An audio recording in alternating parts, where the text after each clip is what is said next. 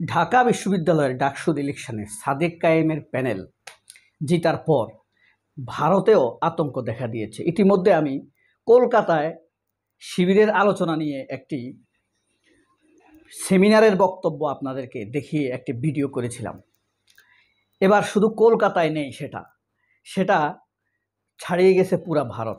আর আতঙ্ক বা উদ্বেগ, উৎকণ্ঠা, ভয় প্রকাশ করেছেন শশী থারুর। আপনারা নিশ্চয়ই চিনেন, সোনিয়া গান্ধীর মন্ত্রিপরিষদ বা মনমোহনের মন্ত্রিপরিষদে তিনি ছিলেন পররাষ্ট্রমন্ত্রী। শশী থারুর অত্যন্ত জ্ঞানী, পণ্ডিত, যথেষ্ট পড়াশোনা করেন। পৃথিবীতে অনেক পড়াশোনা করা মানুষ আছে, রাজনীতিবিদরা একটু কম পড়াশোনা করে, খুব স্বাভাবিক। কিন্তু শশী থারুর একজন পণ্ডিত লোক, ঠিক অনেকটা আমাদের দেশের বদরুদ্দোজা চৌধুরীর মতো।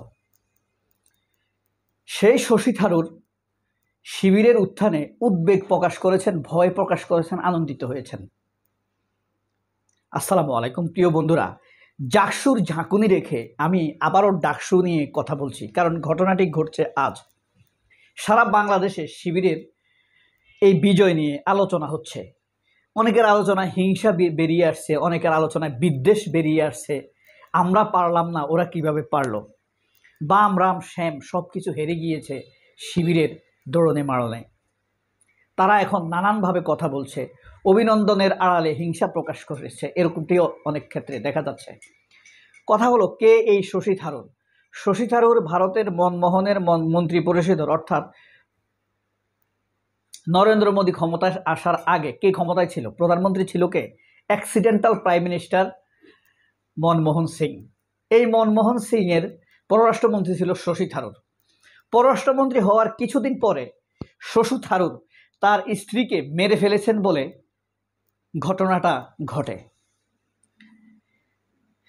এটা আনুমানিক 2013 বা 11 সালে, 12 সালে এরকম হতে পারে।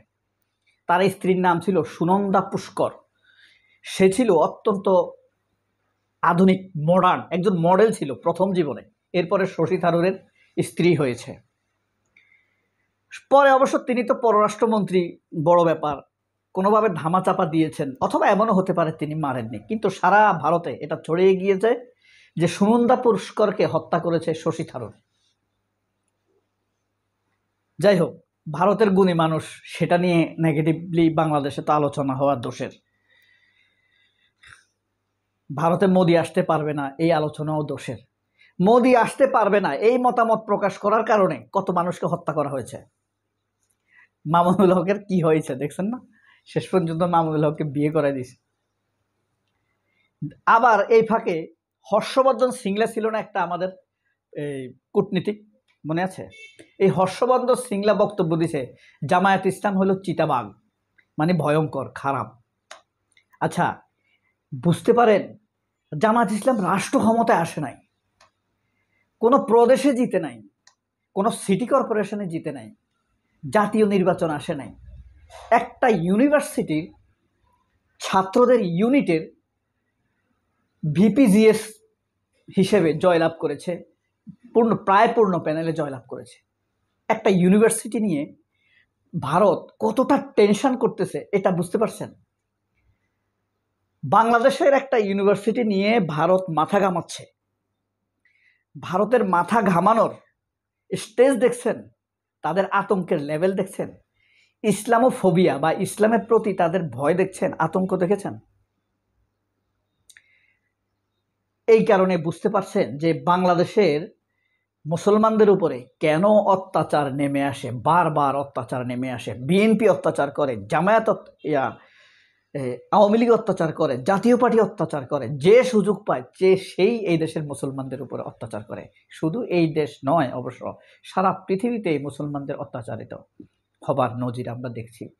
ফাইনালি মুসলমানদের আসলে কোনো অভিভাবক নাই, যে খুশি ক্ষমতা রাখার জন্য মারে, ক্ষমতা নিরাপদ করার জন্য মারে, টাকা লুট করার জন্য মারে, আপনার এই ট্যাগিং দেওয়ার জন্য হত্যা করে।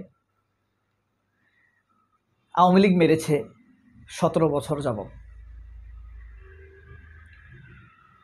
আওয়ামী লীগ জামাতকে মেরেছে, বেসিক্যালি বিএনপিকে মারেনি। বিএনপিকে মেরেছে, খালেদা জিয়াকে মেরেছে, তারেক রহমানকে মেরেছে। আর কাদেরকে মেরেছে? যারা তারেক রহমান এবং খালেদা জিয়াকে প্রোটেকশনের জন্য মাঠে নেমেছে, আন্দোলন করেছে, তাদেরকে হত্যা করেছে আওয়ামী লীগ। মূলত বিএনপির উপরে আওয়ামী লীগ চওড়া হয় নাই, হয়েছে খালেদা জিয়ার উপরে, তারেক রহমানের উপরে। আর খালেদা তারেককে দলের ভিতরে যেসব আন্তরিক নিবেদিত প্রাণ জিয়া পরিবারকে ভালোবাসে, যারা প্রোটেকশন করতে গিয়েছে, আন্দোলন করতে গিয়েছে, তাদেরকে হত্যা করেছে। ফখরুলে কি করেছে? করেনি।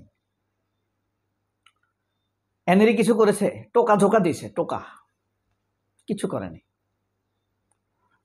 কত বড় বড় নেতা। কাকে করেছে?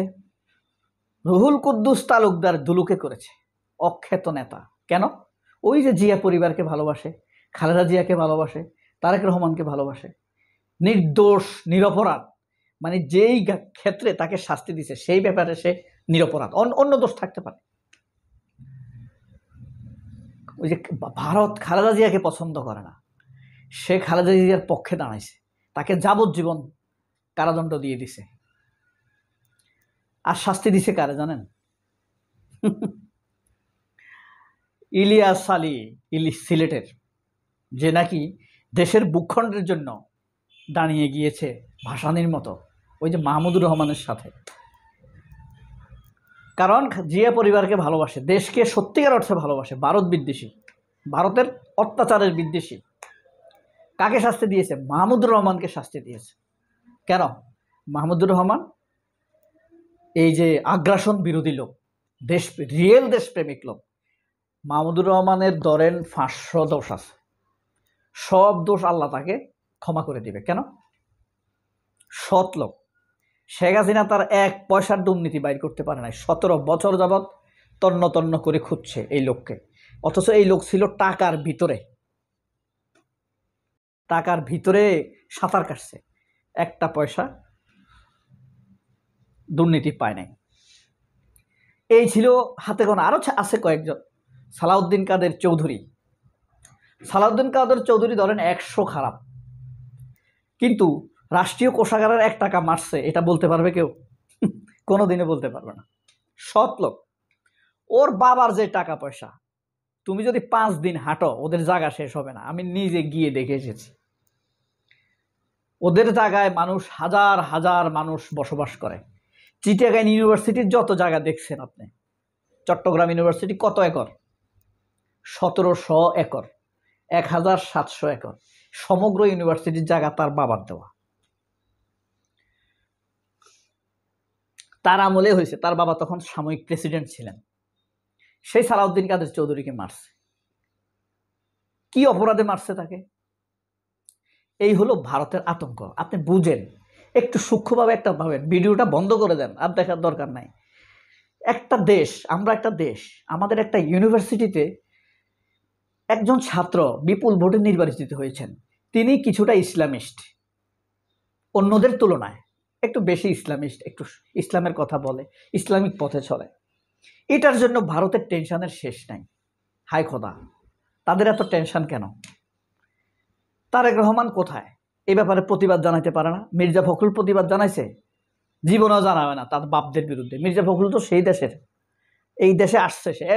এসব বদমাইশেরা আসে কেন? মির্জা ফখরুল একটা আছে, আনিসুজ্জামান একটা আছে, এরা কিন্তু ওই দেশে ছিল। এরা এই দেশে এসে অশান্তি সৃষ্টি করতেছে। তার বাপদের দেশ, এটার জন্য প্রতিবাদ জানাবে না। কোথায়কার কোন নিক্স ক্লার্ক মারা গেছে, ফিলিস্তিনি মানুষ মারা গেলে সে উৎসব করে, মদ খায়, পার্টি করে।